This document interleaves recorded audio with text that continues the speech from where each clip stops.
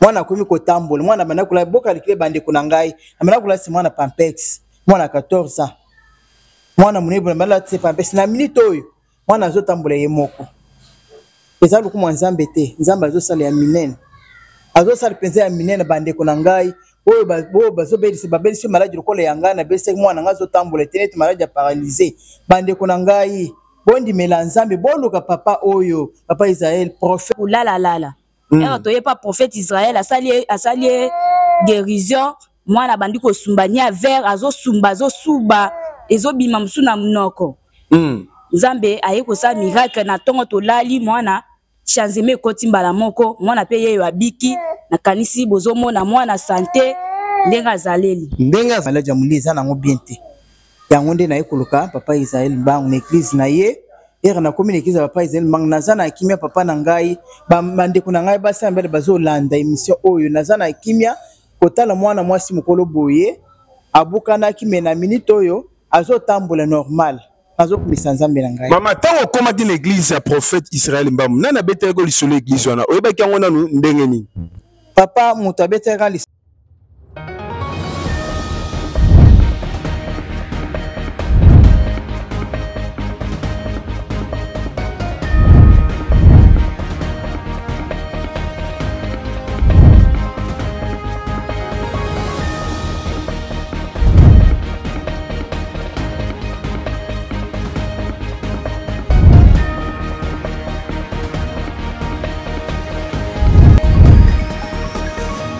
Oui, bien-aimés dans le Seigneur, Église pentecôtiste prophétique, la parole puissante, et dans la commune limitée 7e rue industrielle, avec Soukou numéro 16. Bien-aimés, toye na émission, on va bien un témoignage, au talisa misala ya nzambe na katia ministère, la parole puissante. Comment Mosel na Nzambe o Nzamba mandaté apesi pouvoir apesi ba capacité ya kolandela bana na Nzambe pe kobondela pola bango Yesu abikisa bango na pesi shalom na batu nyos bazolanda biso en direct tozana ba mama oyo bazana biso elongo ba vivaki comment Nzambe opéra qui miracle na kata bango balbaka époque de la Bible n'est pas encore passée yo poza na problème nyos balukela ngo solution ozana ka oze bate place de kokenaka wana po bat babika wana toza liboso chaîne na biso HP Media ozola na partout na monde entier na sima cameraman toza na DD et Nathan Mwamba Kalonji Blaise partout to pesi no mbote maman H to pesi pe mbote le prophète Dieu baleka na HP Media bazala pe béni bien-aimé dans le Seigneur avant to banda ba témoignage to bondelaka éternel Dieu de grâce to pesi merci na kombo na Yesu to lobi amen bien-aimé l'époque de la Bible n'est pas encore passée. Bomoni ba mama bazali na babana na bango ba mama ba ndini baya tokoyoka makanise ba mama ezala kinini nzamba sala kinini soki total na kati ya Bible lobi na livre Apocalypse babi to longi à cause des témoignages à cause des sang et des témoignages to ba témoignage est très capital témoignage est grande prédication témoignage est ça la muto aibi nzambe te banzambe témoignage et ça là que tout moko azanga ki espoir ya yango moni que la raison pour laquelle balanda Christ à cause ya ba témoignage moi j'ai la foi et j'ai de confiance à Dieu que témoignage et koganga na vie na yo yom to landa biso awawa tozana ba témoignage to bani na maman na biso Jolie maman Jolie bonjour papa l'église oh la parole puissante et pas prophète Israël Bambazo Kamba Nzambe asaleli yo nini bato bato landala okoloba nini témoignage nini oye nango zala à l'aise pour témoignage ozo pesa eza koyokisa Satan soni pezo pesa bato mususu foi pezo tinda bato ba comprendre que Nzamba za pas comprendre que Saint-Esprit azali bato mususu ba keno na kati église bato bika alsuste bato bika kaka na balabala Yesu anga dimana église to azana kati église Nzamba sali nini kati na vie na yo mama Jolie ona mwana na oto na nani toyoka yo Nzambe asali ya minene na kati ya vie ya mwana nanga pe na vie na ngai. Mwana nanga zalaki gravement malade entre liwa pe lobiko. Mais Nzambe asali. Mwana nanga zalaki gravement malade tozo bate bana bazepele. Mwana nanga ni wapi? Mwana oyo na simbi ye Januela kombo na ye Januela. Januela elo oni le komela ki. Eloko mwana oyo ekomelaki azalaki ya kuvimba libumu. Kovimba libumu. Vimba libumu makolo ilongi mobimba mwana ka kovimba vimba. Mama na katite tanga vimba ki libumu bokendeki na hôpital. Tokendeki na hôpital tozwaki solution te. Toye pas prophète Israël mbambu asali mwana guérison mwana zo sanza azo sumba banya vert mwana biki authentique. Abiki mbala mako. Abiki mbala mako. Moi si mamuke tambo kende na hôpital misisa mwana bana mwana to ki misisa na partie mutu. Po bazongisa mwana makila misisa elimwaki. Bazongisi mwana makila na mutu, bazongisi mai na makolo, misisa ezomonana te. Siko tanga vimbi libumu ata bokolongwe na hôpital docteur alobaki nini?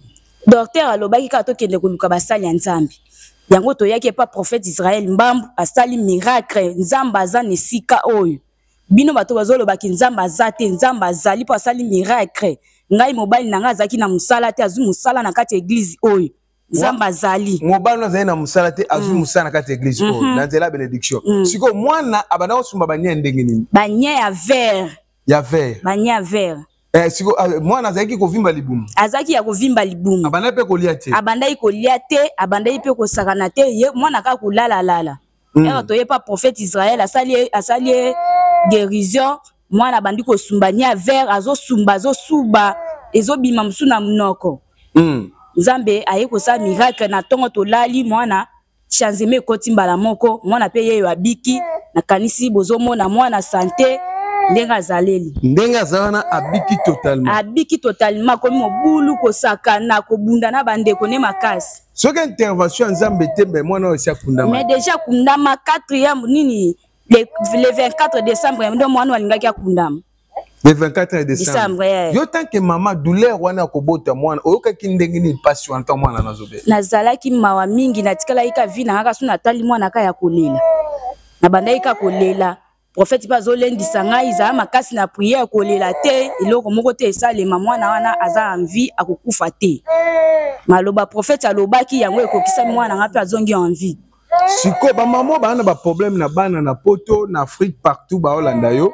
Maman msu mwana za na koma, maman msu mwana na ye a dérangeaka. Maman msu mwana na ye pa za maladi yango esilaka te. Okoloba ni pona batwana ba tamboli mingi. Balie bango bambongo bamsu abimisi bana bango biloko na nzoto mais mwana bikite yokoloba ni pona mama ope bana bapasi ya bana oyo ndenge ayo abiki conseil ko pesa ba bazolando en direct. Conseil na oki ko pesa bango baluka prophète Israël mbambu aza ya Nzambe. Soki baluki prophète Israël mbambu bakozwa solution na mituna na bango. C'est bien maman. Siko tangu mwana na yo ayeko bika. Esala ki yo ndenge nini? Esala inge sengo makasi mwana belaki ya biki na sima mwana kobika papa ne pas une sala mbala moko. Esala inge sengo makasi. Merci beaucoup maman. Mwana déjà opesa biso kombo na ye, oli papa na yazu musala, tokumisi Nzambe na ngoko la pambola yo. Merci bien aimé dans le Seigneur. Wala zalaki maman na biso joli. Après ce témoignage, mwana yo wana je pense que Blaise de omona ki kamora blendi mwana na ndinga zo créer. Mwana azalaki moribond, c'est-à-dire à vivre été, mais na kati église Jésus-Christ abikisiye. Bien aimé dans le Seigneur, yom tozo landanga. Maman jolie azana mwana na nga kufa. Mais Yesu akoti likamba mwana na ye, aye ko bikisa mwana wana. Bien aimé dans le Seigneur. Na mona batobele ana mbongo, ana nyonso. Mais mwana aza malade. Mwana zobela, mais ba futi mbongo ebele plus de 10 000, 5 000 $, 20 000 $. Mais mwana kati mutema. Mais maman oyoyo. Mwana na ye ana osuma banya vert. Mwana na ye libomezaki ya kovimba. Makolo ezaki ya kovimba. Olandi bia bakene hôpital, baluki misisa bazuite. Bagezo sa mwana makila na mutu, bazu misisa mutu. Bazu si mwana mai na makolo, bazu misisa na makolo. Bien aimé, ezana baka mususu, baboko lango lokola avocat, baluki lango solution. Ndengo zo landanga siko. Luka solution na problème aux anango, Zambé akoyeba kopambola yo. Merci to na ba témoignage ma ebeleza eza opération moko to kobenga ngo cardiseur de témoignage. Donc un témoignage ya maman na biso o bébé nazo tungisa. Mama bébé salini problème eza nini maman Moseka? Problème ezala pour na moi langa ezala mardi abandeka ko sanza après avoir na kino hôpital ba c'est examen ba mon hôpital na habité fait na ya kota prophète parce que na mon ko sanza oh eza normal te ntango nayaki awa prophète ayebisi ngai lobi nazala awa yango siko mercredi ntango nayaki na nsima prière donc prière mbamo ebandi ti mwana asala ye mwa okangama après siko ntango prière ebandi makasi mbamo nake liboso ya prophète natikeli ye mwana après ntango amemi akoma obondela ye mbamo mwana normal ye mpe mbamo siko mama uti commune uti commune ya bandana oyebaki prophète église oyo ndenge nini nayebaki ye na nsima ndeko nanga Nathalie ayenda memenga siko bamama bana na bana babebe oyo baotungisa bango koloba nini mpo na ye bamama bana na bango baotungisa boyaka awa nde zamba siko mwana azolela libele to azolela libele c'est bien bandeko bo comprendre que non ndeko na biso ya mwasi tokoki kopesa nzela te apesa ye libele en public comme ça pour na kobatela témoignage malamu donc senga na ndeko na biso en tout cas okite plateau ke pesa mwana libele pasi tokokanga ye te kite plateau okeno pesa ye libele amela eza malamu bien aimé olandi témoignage ya mama Moseka wuti commune de Bandalungwa o balbaka bandal parité yokanda bisa yo muto fai na bandal yo mpoza na poto oda mwana bandal et loko na ko biso que est très capital que non l'époque de la Bible n'est pas encore passée nalandi musée a dit na bala na vidéo à salagi soki na 1998 azolo ba ce n'est pas lui qui guérit mais c'est Jésus qui guérit les gens. De même chose, le prophète d'Israël n'tabik sarate, mais Yesu nde mutu abik kisaka. Place aux Olandanga ndekonanga, maman Moseka lobini mwana na ya bandako sanza alembi kimi na église. Tambo baki baka église baka ozwa mbongo te pa pasteur, baka ozwa problème, baka ozwa solution eza spirituelle. Parce que là na problème spirituel étant à kimi na église, nzamba pesi mwana na ye solution. Yom toza na mwana zobela. Yom toza na problème bana. Na édition bana batungisa kayo, na édition bien que non, Jésus-Christ il est le même hier, aujourd'hui, éternellement. Ce qui va dire que Yesu a dit que ça raté ba kosio. Jésus-Christ a continué ko big sabatu, a continué ko pambola batu, a continué ko restaurer vie abatu. La raison pour laquelle ba maman o bazongi ne singu. Muta ko sambela ndenge ntaki mwa na zobela. Muta ko sambela ndenge ntaki mobile na ye azana passe. Bien-aimé, tikana bisao que non. Zambalola azali capable ya kosala bakancho na vie na yo. Mais to biki tozana marathon de témoignages comme boni ne repesa ngo yo mto landanga o teka na ba témoignage oni Nzambe asali be preuve. TV za radio te to mo mama na biso paza na gauche kombo na ye mama bijou Nzambe asali ni pona vie na yo. En tout cas Nzambe asali nga ya minene na vie na ngai pona mwana na ngai lipasa mwana ngali pasa abelaki maladi anezaki ya maboko ya bato natambolaki na ye abelaki nakene na hôpital tokomi na hôpital docteur ayebisanga mama nga nazomona clarté natini bino na nga papa kutenga na mama ye mute sala kaka place mwana nga bika alobi ata so nasali place oyo lokwa basali kende oluka mosala ya Nzambe nga mpe namoni mwa kota okende eza te mpike naluka kaka prophète Israël mbani ntango na ye akomi awa papa Israël atali mwana ngai mwana banda kotambola te abana ata kotelema boye te ezali tozaki akomema tomemi te tokela lycée nanse atali tosali bande tosalaki une semaine te Nzambe asali ngai ya minene asali ngai penza ya minene à travers papa Israël mbambi azotala mwana ngai na minute oyo mwana kotelema azotambola mwana banda kotambola na ete bandeko mwana banda kotambola te mwana azalaki na maboko ya bandoki lokola tokomi na maboko ya papa Israël mbambi atango atali kaka mwana abimisi le cœur na direct nangazi sambeli mwana ngazi guérison na minute mwana ngazi na banda kolatisa mwana 14 ans zolati pampex mwana zo doki nazo kokate na beli na estomac ngana kana ko bela te mais Nzambe ya papa Israël mbambi oyo asaleli ngai ya minene penza nazo mwana oyo Christiana atamboli mwana komi kotambola mwana banda kula boka likile bande kuna ngai amana kula si mwana pampex mwana 14 ans mwana munebo banda tse pampex na minute oyo mwana azotambola ye moko eza luku mwa Nzambe te Nzambe azosala ya minene azosala penza ya minene bande kuna ngai oyo bazobelisi babelisi maladi lokola ya ngai na belisi mwana ngai azotambola te neti maladi ya paralysé bande kuna ngai bondi mela Nzambe boluka papa oyo papa Israël prophète Israël mbani boluka na ba adresse bo mona place za papa oyo azali bobiki sabana na bino bokisa mabota na bino naza na esengo makasi lelo naza na mwana oyo soki nakoma esika otembele lero nasina kundi mwana ngai naza na esengo makasi po nakomi na Nzambe adirige ngati na église papa Israël Mbang na minute oyo mwana ngai abiki naza na esengo makasi bandeko.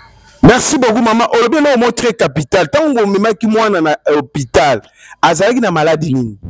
Papa mwana ngai na yebi maladie azalaki na ngutanga ndakoma tali docteur azoto na ngaki mama mwana abela paradis abela menitраbe azana maladie ya meningite te na bela sepe mwana moko meningite na libota na ngai te atunga bina azomona signe mabe neti meningite na tino na mbangi papa na kotina na mama yemute wana makula mwana ezo jembela ezo chuba na ezo telema na sete mwana bukani makolo kaka boyi munga mwana panike abangi na papa kotina na mama yemute ayiko sanga ke solo na tino mama yemute lukaka si sali ya Nzambe luka prière okotana mwana wana weza maladie ya muliza na ngo biente yango nde na ekoluka papa Israël Mbang na église na ye era na commune église papa Israël Mbang nazana kimia papa na ngai bandeko na ngai basa mbele bazolanda émission oyo nazana kimia kotala mwana mwasi mukolo boye abukana kimena minute oyo azotambola normal azokumisa Nzambe na ngai. Mama tango koma di l'église ya prophète Israël Mbang nana bete ko lisolo église wana oyebaki yango nanu ndenge nini? Papa mutabetera lisolo te bandeko na ngato bana vana quartier moko banda ko sambela place wana na bana ko leka pe nazo mona église na place ezaki wana posa ezalaki na kende na bana pe ko sambela église wana Nzambe asali tu ndoko na zaki na posa sambela Nzambe asali tu ke comme as e kote na nzela mwana bela po ngana koma na église oyo mwana ngabikisama mama tango koma une église basombisa ko eloko mona kati église batekela ko eloko to basalaki nini? eloko moko te papa na ngai ba église musu batekaka ba fiche ba carte ba macaro ba jeton ba nini na ba mai na ba jus yo batekisa eloko batekisinga eloko moko te papa batekisinga eloko moko te basibisinga pe eloko moko te papa na ngai na minute oyo mwana nga za na bomoi mwana nga zotambola.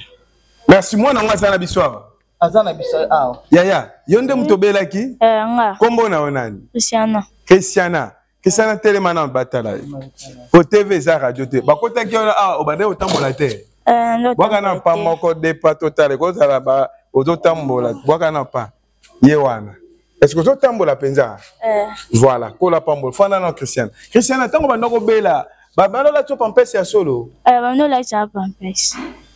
Oh, aux ans âge ni bala tia au pampers. 14 ans. 14 ans. Et ben dans salon na ndenge soni. Ndo sa nando le la ka. Maman bisaki biso ko za li passer ya solo? Li passer na bana lo bani. Pasa na pa ndo le la ka. Ye pa bana le la. Yo bana e biselo oteka kolela. Yem ya ndo le la ndo ka kanda sku ya mwana wana so moni mwana na posa biete ka. Iba yika na kanda. Sikoni yo mutu ndengo za boy banola to pampese obiki oloba nini ba jeune fille à âge na yo à 14 ans. O bazolanda.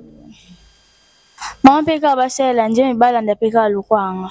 Merci beaucoup. Maman bijou obielo ko moko capital au na bosani ke tango koma une église ndoki abima une église ndenge nini.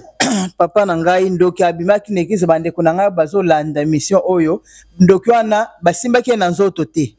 Papa Israël Mbambe ayebisinga alobi yaka na mwana toye na mwana tolalisi na si po bando tambola wana ta mwana za malade ta mwana za malade toye na mwana tolalisi na si atulinga mama boye combien de personnes abi toza 3 personnes ngaka na bana ngamba passe OK ndeko na zaki pe na kati wana bi te boza 4 abi mwana ndeko na ngai ale to bengi ayeli boso papa prophète atuni mama o komo na merveille o ina no mama kulutu na ngai asapi le ko bi kwa kolia te apesi ko bloko le alinga kayo yo po linga ka point olingo boma mwana naye alobi ka bongo ale lokolo mutu batie na prise mwana bandi ko tatu le moko na monoko naye bapesa nga kindoki bayebisa nga ke na boma ye na kote na nzoto naye papa atuni ke combien de temps kote na nzoto alobi pendant 6 mois donc malade yo sabana ko mitungisa pendant 6 mois na mwana nzoto ngisa kaka ye akota ke na nzoto mais tozo betemeto bana ko kota be église mususu bazo découvrir eloko wana te to kota na église mais na mwana ne passe kana kati ne lokwa netikala ko yebana te atumisa mwana nga makasi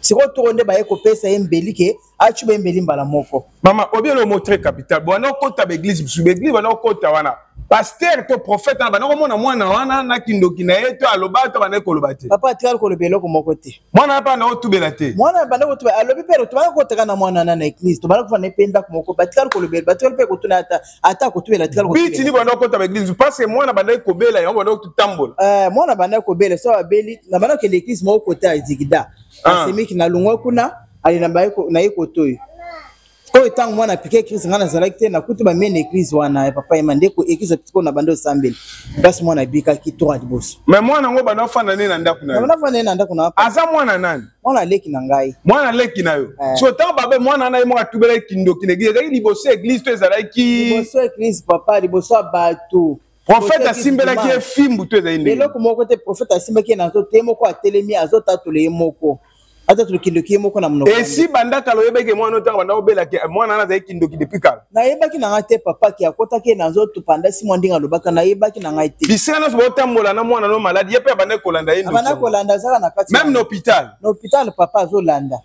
obanda comprendre te pourquoi banda kolanda to tant que yoza mama babi femme sage batisa maison tango sikoyo abanda kolanda motema na ngai sikoyo na suka motema na ngai sikoyo abanda kolinga lisusu te tona nde biso na hôpital kuna mwana motema na ngai ezolinga te bande kuna ye ya Christiana ba esa mama mwana tozo mon éclair te mwana foisonga soko bozongisi akosala kaka ata ndo toyaki na église to ko na église tozaki samedi na 18h ye wana ngabe ko yapona iko tal Christiana atiaka tal Christiana misiboya abimi mbango siko na mwana ke sina dinga kili suta ko mapembeni na Christiana to pembeni na biso mana ko bengane mutima na ngezolinga te mais jour wana ayaki zambe nde mutasala yake akoma alanda biso ata na makasi na landa biso po likambo yeba na kebanda ko sala alinyabo mwana ngai zambe nde mutu asala ki jour wana asala aya sangoni bapanzai na quartier na bino to mwana banda ko bela sangoni na quartier na biso balobi mwana oyo tango ngana ezo me mwana pana kenene hôpital ba isanga lobi bayebi te ke ngana ko mata na prince ba kanisa na ko mata na prince na mwana te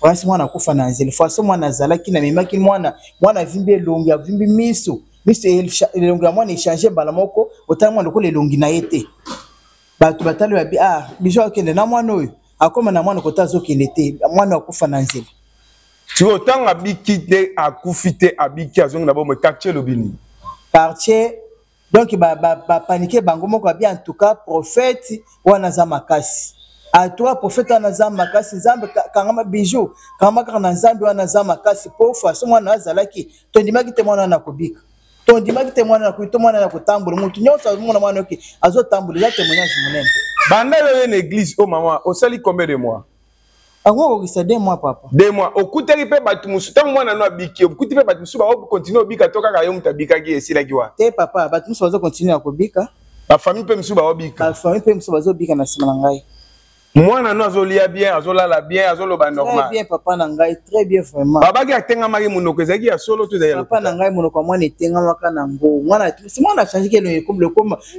elongi ya nyama ko le nete elongi ya mutu te a changer peut-être elongi na munoko eke mupanzi moko.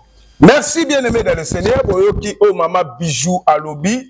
Je pense que maman bijou ko baksa bijou kapinga yum to binero yo bengaye mais aza maman bijou chrétien a bien servant de Dieu mais le problème est ça que mwana na ye abela ki yo poza na mwana moko abela mwana no makolelemba mwana na yo alobaka bien te mwana na yo apoma misu apoma litoi mwana no mayele na kasi za malomo te wana mwana na kati hôpital wana mwana na ndako bomba aza malade. Mais le problème est ça que non, l'époque de la Bible n'est pas encore passée. Ce n'est pas le prophète qui guérit, mais c'est Jésus qui guérit. Adresse l'édition est dans la limité 7e rue industrielle, avenue Kasuku numéro 16. Première rue d'Ilandos industrielle, avenue Kasuku numéro 16. Ce qu'on dit au côté de contact qui a prophète, le numéro n'est pas dans la fichier de votre écran la binoana. Yo témission clairement. Pour les témoignages que y a pour fabriquer. Pour les témoignages vrais.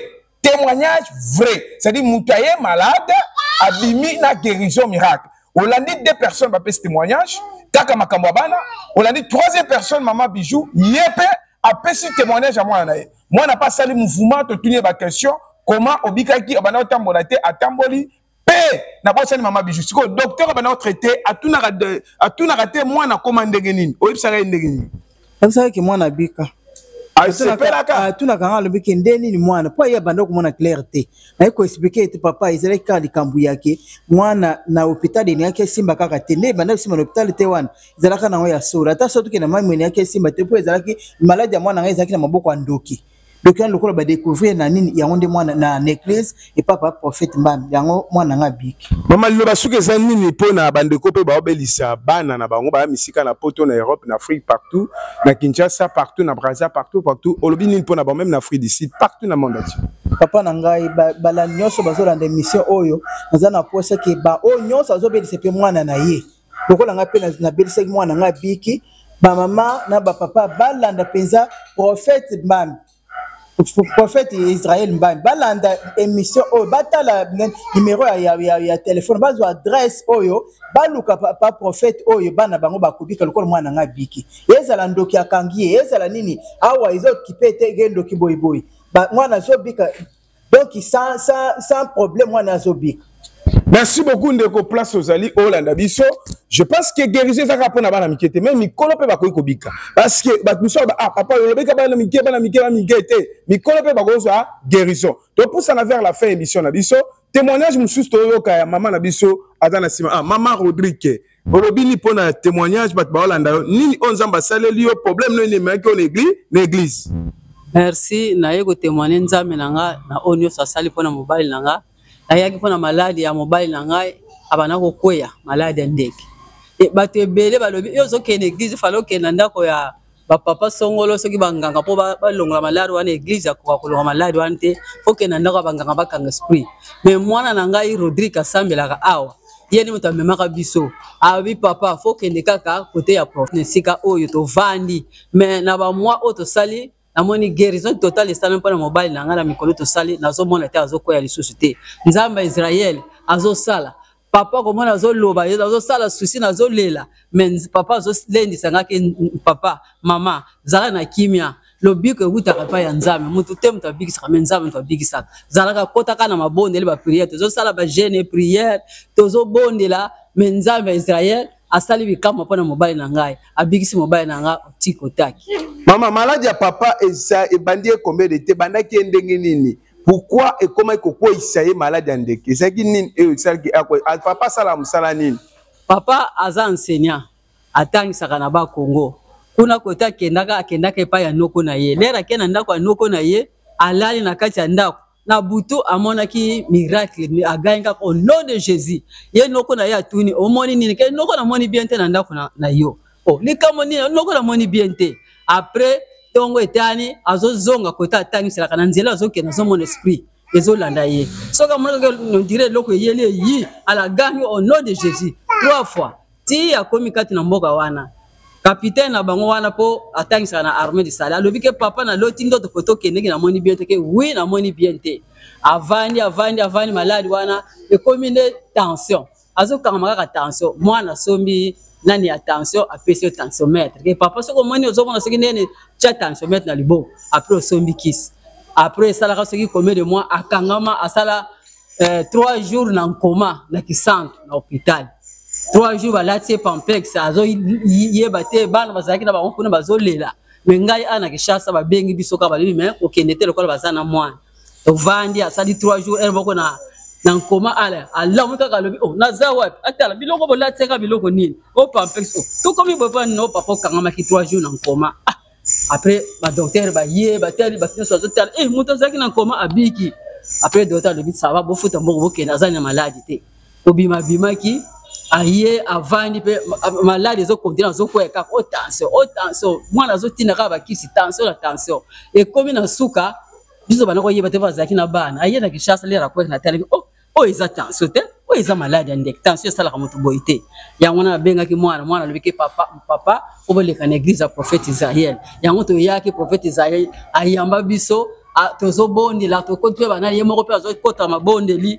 azo lendi sabiso kaka mwana ngale mso nazo le azo lendi sanga kaka mais nzambe Israël aza nzambe asala bato bazana maladi oyo boya epa ya Israël nganga longola ka maladi te nzambe ndi mutasala adongola ka maladi oyo yango to yake pa prophète Israël akango le mobile na ngai mama tango koma ki na église basombisa ki office basombisi o carte basombisi o jeton to batekela ki eloko te batekela nga eloko te eloko bayisanga kaka bo prier kaka prière kaka eloko mosusu eza babimisaki papa maladi maladi na nzoto na ye na sens ke babimise mabanga bandika babile babiko eza masasa kindu te babimisi eloko te kaka ata ligoro na eloko moko te kaka kobondela kaka tozobondela kaka bapesaki mpe ekila te ekila te eloko moko te ya solo mama oui papa eloko te bapesi ekila te bapesaki mpe ekila te eloko siko papa banda abiki yo siko ndenge omoni ye abiki eloko nini yo kolobela na bandeko nyonso baolanda biso ana ndeko ne akweyaka maladi ya ndeke ana ndeko na ye abelaka ana ndeko ne aza na sida aza na cancer akweya epileptique ye moko mpe mama wana aza na problème mpe bamama mosusu bakima mibali na bango na moma ya kobela yo kima ye mobali no te nga na kima mobali na nga te mpo nayebi ke nzambe azali oyo asalaka bon nalobi mpa baninga nyonso baza na maladi nyonso oyo oza nango fo ya pa luka nzambe ya Israel bozwa numero boya kati na esika maladi nyonso oza nango okobika kati na esika okozwa solution ezala maladi ya ndenge nini soki oye kati na esika oyo okobika mponga moko nazomona oyo batambolaka ke bazotamba bazotika babeki oyo kutu bazokufa bazokweya bazokanga me bazobika yango wana bamama oyo nyonso ezala tata ozala wapi yaka luka nzambe ya Israel akosala mpo na yo mpo okozwa lubiko. Merci ndeko parce que ozolandanga partout comme na suka émission na biso yo mtolandaki biso honte ezalaka liwa soni ebomaka okozala oza PDG oza ministre oza député oza homme d'affaires oza femme d'affaires oza na ndekono abela na poto obi te maladi oyo ezotungisa ye tofuta transport ya Kinshasa tokuta na prophète Israël la honte to ba soni eboma soki na vie na yo oyokaka soni ezala malamu pete ya mibale babokolaka maladi te babombaka pe maladi te lokola avocat mais lukelango solution napesi merci na kolo nzambe ndenge nzambe abikisi bato ebele na kati na esika oyo ya mibale nakobisa bandeko nyonso baolandanga émission oyo ezalaki ya bino elekai na HP Media partout olandanga na monde entier nzambe alola acapable et changer histoire ya vie na bino napesi yo nzela nini nayebi yo clairement l'époque de la Bible n'est pas encore passée. Ndeko msozana za na mbongo ebele, ndeko msozana otambola na mbongo na lopango babi santé za kana prité. Ngana mona mutateka lopango luka guérison nzoto na ye. Na encourager ya bi oui ozana raison. Na mona mutu bien aimé ateki mutu ka luka traitement, ba que no traiter na poto. Eza ba maladie mseza spirituel, et ba maladie mseza normal, mais nzamba bi que sa maladie eza spirituel na eza normal. C'est-à-dire, il y a une fille qui condamné par docteur. Docteur a tangi corps à moutou. A sali science, a traité yon nenge ba kisi oyo ya zo pesa. Docteur a zo traité. Docteur yo condamné té. Classe a tangi za ya pamba té, a sali musana e kitoko. Mais le problème est ça si konine main noire et ça na kati. Main noire et kota ki docteur tonga. Démon akimara na tonga té. Docteur a dit tonga ton, démon akimara té, démon akimara na comme Jésus-Christ. Il y a vraiment la raison pour laquelle on te l'a aux ana camarade, au bela, aux ana problème et belé, Luka moye okutana na prophète Israël bam. Église comme on église pentecôtiste prophétique. La parole puissante, tous ana limité 7e mairie industrielle avenue Kasuku numéro nango 16. Au niveau qu'on soit contact à prophète numéro 200 plus 243 85 51 3037 à la fin plus 243 85 30 37 à la fin ou plus 243 82 60 64 863 au ben prophète Okozoye. Merci de cette émission na biso awawa ba maman na biso botelemi to mo bino ndenge nini botelemi nzamba pambola to bani na mama jolie nzamba pambola yo ay nzamba pambola mama bijou ma fille nzamba pambola. Merci beaucoup na caméra